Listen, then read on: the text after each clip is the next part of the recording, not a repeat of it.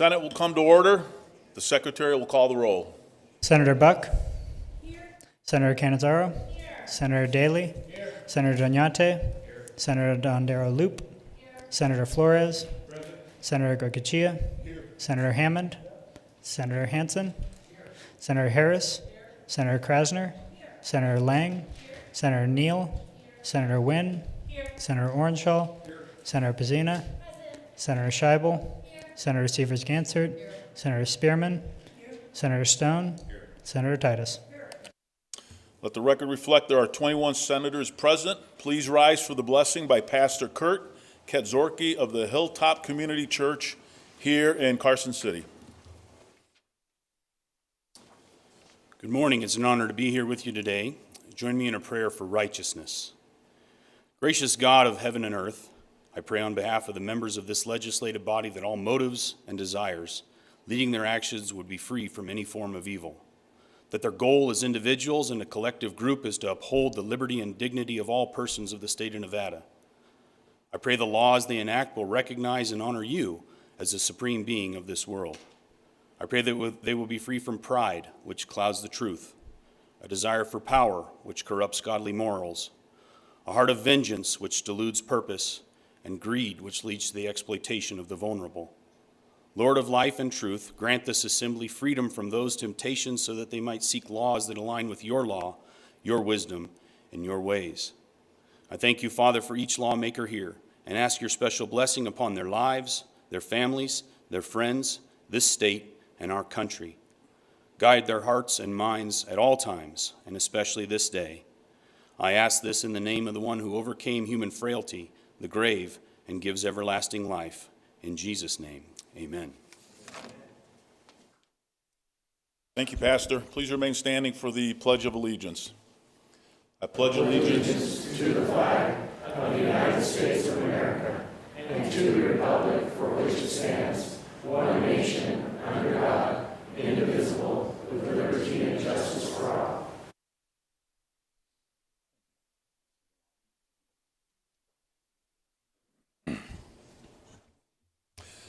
Thank you. Please be seated. Order of business number 3, reading and approval of the journal. By previous order of the Senate, the reading of the journal is dispensed with, and the President and Secretary are authorized to make the necessary corrections and additions. Order of business number 7, communication. Supreme Court of Nevada, Lydia S. Stiglitz, Chief Justice, 201 South Carson Street, Carson City, Nevada, 89701-4702. February 7th, 2023, Majority Leader Nicole Cannizzaro, Speaker Steve Yeager, Nevada Legislature, Legislative Building, Capitol Complex, 401 South Carson Street, Carson City, Nevada, 89701-4747. Dear Majority Leader Cannizzaro and Speaker Yeager, pursuant to past protocol, I would like to request permission as Chief Justice of the Supreme Court of Nevada in 2023 to address a joint session of the Legislature of the State of the Judiciary on March 14th, 2023 at 5 p.m.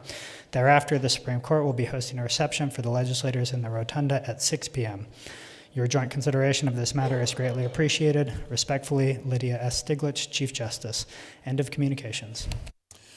Thank you. Order of business number 9, motions, resolutions, and notices. Senator Cannizzaro. Thank you, Mr. President. I move that Maria Palma of KUNR Public Radio be accepted and accredited as a member of the press, and that they be allowed to use the appropriate media facilities in the legislative building. Thank you. You've heard the motion. All those in favor signify by saying aye. Aye. Opposed, nay. The motion is carried. Senator Cannizzaro. Thank you, Mr. President. I move that Senate Standing Rule number 50 be suspended and that Senate Bill number 90 be withdrawn from the Committee on Government Affairs. You've heard the motion. All those in favor signify by saying aye. Aye. All those opposed, nay. Motion carries. Senator Cannizzaro. Thank you, Mr. President. I move that Senate Standing Rule number 40 be suspended and that Senate Bill number 90 be referred to the Committee on Natural Resources, as it does have to deal with natural resources. Thank you. You've heard the motion. All those in favor signify by saying aye. Aye. Opposed, nay. The motion is carried. That concludes Order of Business 9. Order of business 10, introduction, first reading, and reference. Senate Bill 157, introduced by Senators Hansen, Buck, Titus, Goycochea, Krasner, and Stone, revises provisions relating to elections. End of bill. Senator Hansen. Thank you, Mr. President. I'd like to move that we move Senate Bill 157 to your Committee on Legislative Operations and Elections. Senator Hansen has referred Senate Bill number 157 to the Legislative and Operations Elections Committee. Are there any objections to the referral? If not, so ordered. Senate Bill 158, introduced by Senator Hammond, requires video cameras to be installed in certain classrooms used for special education within a public school. End of bill. Senator Hammond. Thank you, Mr. President. I would move that Senate Bill 158 be referred to the Committee on Education. Thank you. Senator Hammond has referred SB 158 to the Education Committee. Are there any objections? If not, so ordered. Senate Bill 159, introduced by Senator Hammond, revises provisions relating to pest control. End of bill. Senator Hammond. Thank you, Mr. President. I would move that we refer SB 159 to the Committee on Natural Resources. Thank you. Senator Hammond has referred SB 159 to the Natural Resources Committee. Are there any objections? Not so ordered. Senate Bill 160, introduced by Senator Hammond, revises provisions relating to certified court reporters, court reporting firms, certified legal video recorders, and legal video recording firms. End of bill. Senator Hammond. Thank you, Mr. President. I would motion that we refer Senate Bill 160 to the Committee on Commerce and Labor. Senator Hammond has referred SB 160 to the Commerce and Labor Committee. Are there any objections? If not, so ordered. Senate Bill 161, introduced by Senator Scheibel, et cetera, provides for the use of certain federal benefits to purchase menstrual products. End of bill. Senator Scheibel. Thank you. I move that we refer Senate Bill 161 to the Committee on Health and Human Services. Thank you. Senator Scheibel has referred SB 161 to the Health and Human Services Committee. Are there any objections? If not, so ordered. Senate Bill 162, introduced by Senator Scheibel, provides for the establishment of polling places in county and city jails. End of bill. Senator Scheibel. Thank you. I move that we refer Senate Bill 162 to the Committee on Legislative Operations and Elections.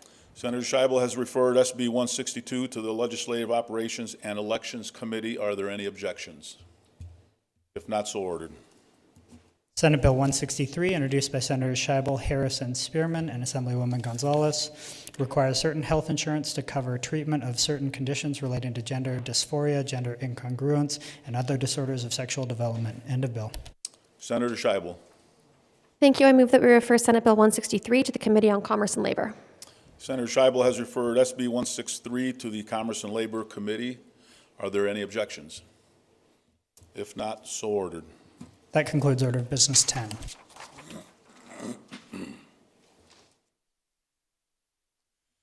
Order of business number 13, general file and third reading. Senate Bill 124, introduced by the Committee on Finance, revises provisions relating to the tax upon net proceeds of minerals and royalties of mining operations. The people of the state of Nevada, represented in Senate and Assembly, do enact as follows. Section 1, end of Section 1. Are there any amendments to the bill as a whole? There are none. Section 6, end of subsection 3, end of bill. Thank you. Are there any remarks from the floor? Senator Cannizzaro. Thank you, Mr. President. Senate Bill 124, as amended, revises and clarifies existing provisions pertaining to the money received by county school districts from the tax upon the net proceeds of minerals and royalties of mining operations and the requirement to transfer such money to the state education fund.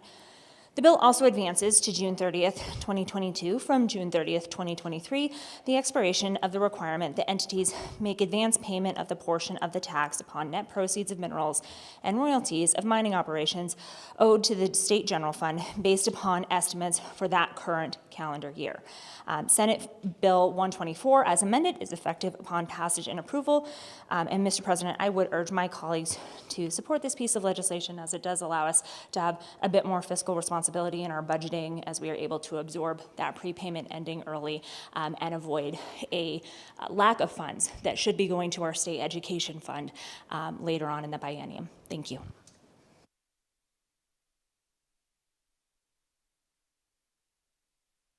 Thank you, Mr. President. I rise in opposition to this legislation. Essentially, this bill was brought forward last week, and whenever you change the budget, it dominoes. So it changes ending fund balances for this year and next year. It shifts some money because the pupil-centered funding plan is revenue-driven. It changes some money there, and normally what would happen is the governor would have an opportunity to provide a budget amendment to discuss or to offer a proposition as far as how that money should be spent. So I think there's a lot of uncertainty around how this dominoes through the budget, and we haven't had enough time to examine it. With all that said, this may be something that we can support in the future. It's just today we don't have information as far as how it changes any fund balance, education balances, rainy day fund, education stabilization account. I mean, all those things are uncertain, so I think it's something that we need to examine more closely. So thank you. Thank you. Senator Titus. Thank you, Mr. President. I rise in opposition of this bill. My concerns revolve around the potential impacts on the rural counties that may have already budgeted for these funds that they will no longer have available to them. If anything, it's premature. Thank you. Thank you. Senator Golkachia. Thank you, Mr. President. I rise in opposition to Bill 124. Clearly, it removes the Assessor's Technology Fund from being able to apply it to the net proceeds. They continue to have to do the work. And again, while I agree the commission that goes to the treasurer might well be removed, but net proceeds are, even though they're centrally assessed, still fall to the local counties. I've got local governments that have budgeted this and now will no longer have that piece, although it's small, of the Assessor's Technology Fund available to them. So I urge you vote no and oppose it. Thank you. Any other remarks from the floor? All right, hearing none, all those in favor signify by saying aye. Oh, I gotta do a roll call vote. Yes. All right. Sorry. Okay. I probably figured that was going to happen. All right. There are no other remarks. Hearing none, the secretary will open the roll.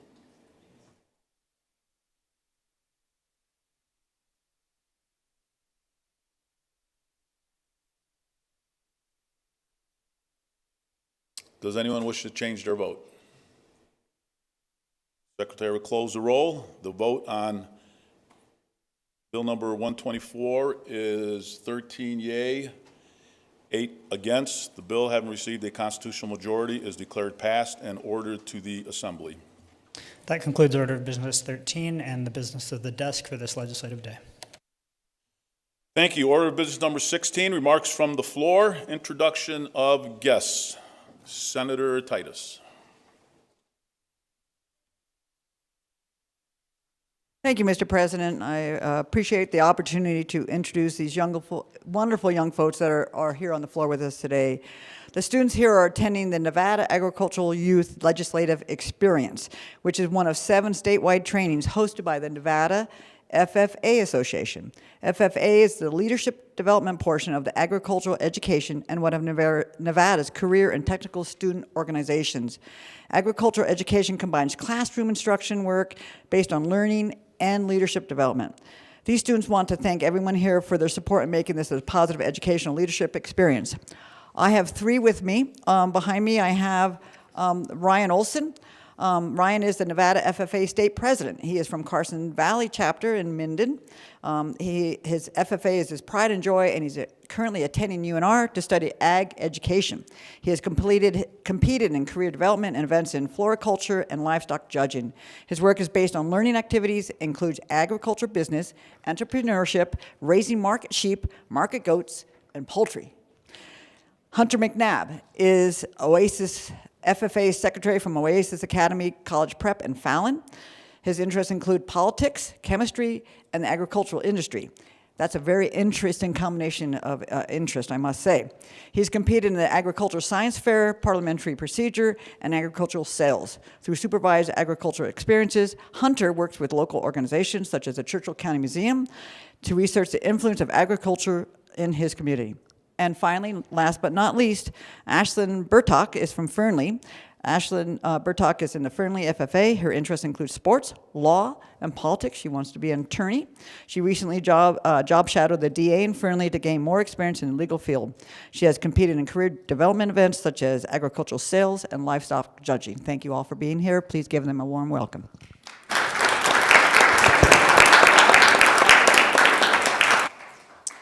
Thank you. Senator Severs-Gansert. Thank you, Mr. President. Madison, you want to stand up? With me, I have Madison Wattell. She's a member of the Wells Future Farmers of America chapter. Her family owns a ranch in Star Valley. She's active in 4-H, in sports, in the American Quarter Horse Association, and after completing her year, she would like to pursue a degree in agricultural education. But what I thought was most interesting in the conversation that we had is that she's applying to D1 schools for equestrian. So to be a member of equestrian team, which I think is just amazing. When I first saw quarter horses, I was thinking barrel racing, but she said that basically if she's riding and it looks effortless, then she's been successful. So she's very graceful, and I'm really excited to have her today, and also all the other FFA members, because you're future leaders of our state. So thank you all for being here, and please welcome Madison.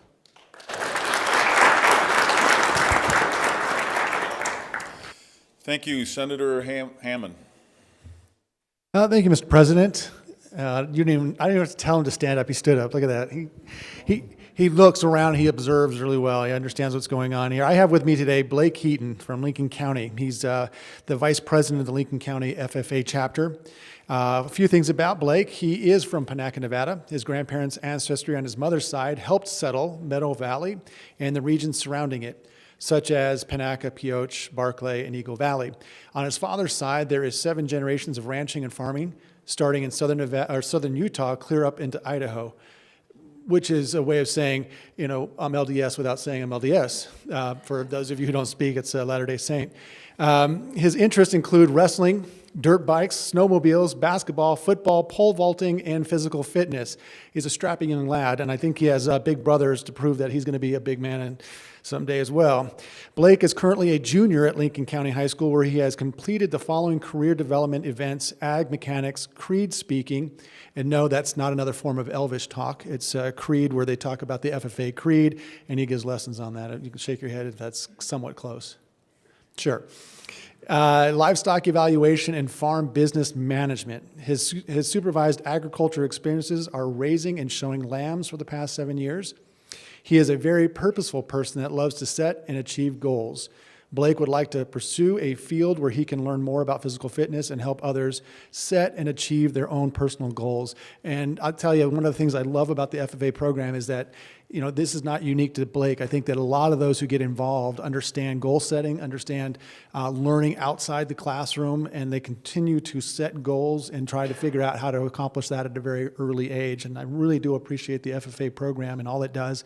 And I'm grateful to have him here, as well as every other member that's present here, and those who are throughout the state working every day, achieving goals and learning. So if you could help me make Blake feel welcome, I'd appreciate it.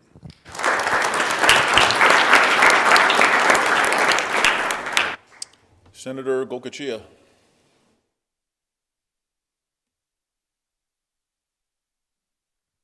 Thank you, Mr. President, and I'm fortunate enough to have 3 young ladies with me from Eureka. And, first and foremost, you know what FFA stands for. It means Fathers Farming Alone. I remember back to when my son was in FFA. So anyway, 3 young ladies from Eureka. First is Lila Hooper, and of course she's a member of the Diamond Mountain FFA chapter.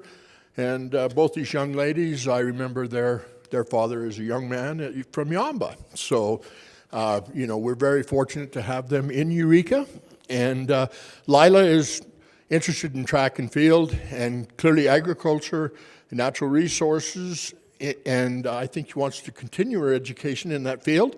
And she previously competed in floriculture, agriculture sales, and her career development events. And, Eureka's Diamond Mountain FFA chapter is recognized even nationally for their floriculture program and flower arrangements. I know they do a great job in nationals for us. Lila is in her 4th year in the FFA, and really an asset to the community.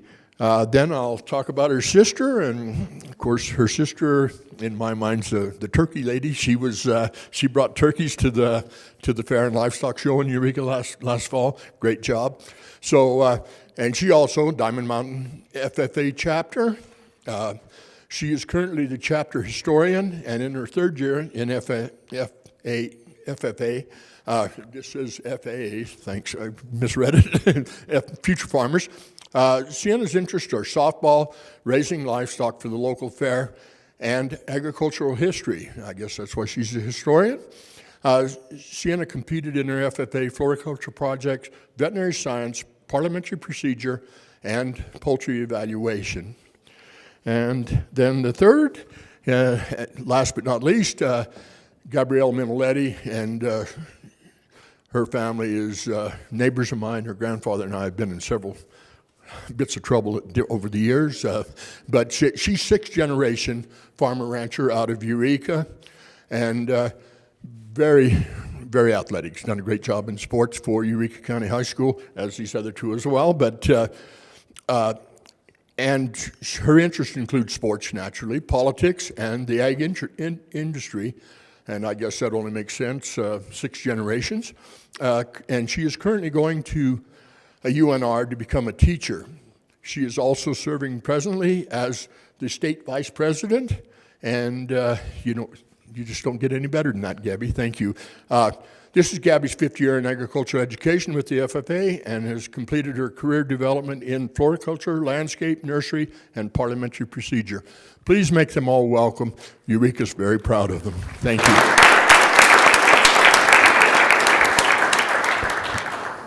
Senator Lang. Thank you, Mr. President. It's my honor today to welcome the Nevada Credit Union League. The League represents credit unions across the state of Nevada, and representatives from member credit unions are here today for their lobby day, and they are seated in the VIP box right over there. Credit unions are not-for-profit member-owned financial cooperatives who exist to serve their members.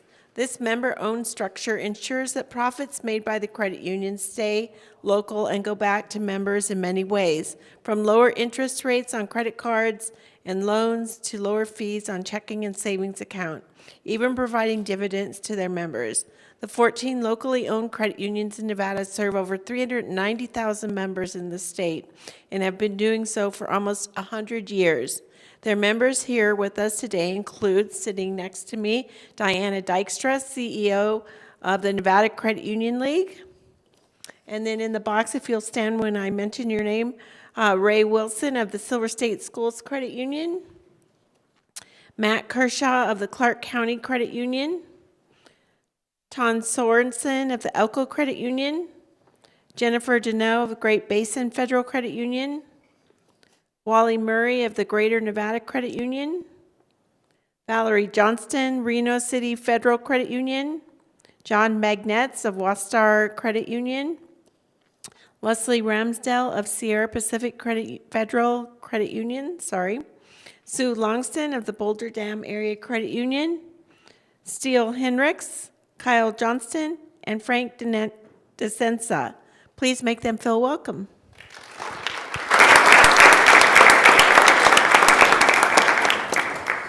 Thank you. Senator Krasner.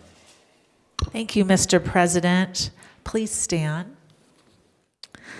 Today is Nevada Agriculture Youth Legislative Experience Day, and with me are 3 FFA, or Future Farmers of America students. First, I have Rachel Calvilage, who is the chapter president of the Silver Sage FFA chapter, Trent Sarman, who is the treasurer of the Silver Sage FFA chapter, and Melanie Burnett, who is the Capital FFA reporter. Please join me in welcoming these young people.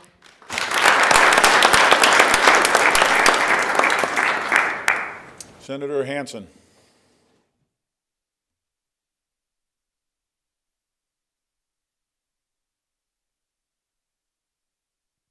Thank you, Mr. President. I, too, have some FFA members with me, although y'all should be reminded, there's 2 realities. That is, if it isn't grown, it has to be mined, and obviously we have the people that are the growers here with us today.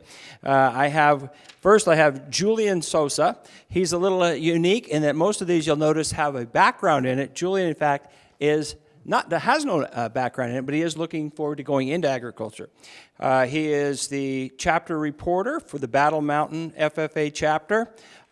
Julian's interests include writing, signing, agriculture, and much more. Julian has competed in sales, creed speaking, which Senator Hammond my colleague went over, and Best Informed Green Hand competition events. His supervised agricultural experiences include working at grocery stores, caring for animals, and growing mushrooms. And while he's from Battle Mountain, his colleague here, who I'll speak about in a minute, is from Lovelock, and I found out these guys know each other well because they've competed in sports against each other. It's the Battle Mountain Longhorns versus the Lovelock Mustangs. So Blake is from Lovelock. Blake has a more traditional background in agriculture. He is the Nile Valley FFA chapter president located in Lovelock. Blake is a second-generation farmer here in Lovelock with the family business, Burrow Farms. His interests include baseball, football, politics, FFA, and advocating for the agricultural industry. Sounds like a future political guy. This is his fourth year in agricultural education in the FFA organization. Blake has competed in career development events, agricultural mechanics, and is looking forward to participating, and this is I thought was interesting, in extemporaneous speaking this year, what we're doing right now. His supervised agricultural experience is raising and showing market steers at the local stock show, as well as the Nevada Junior Livestock Show in Reno. FFA has helped Blake develop his leadership skills, speaking skills, and so much more. He looks forward to transferring these skills into future college plans and an eventual career. So we all should keep in mind that these are the people that grow. If it doesn't grow, it has to be mined, and these are the growers, and these are the future growers of our state of Nevada. So please join me in giving them a warm welcome.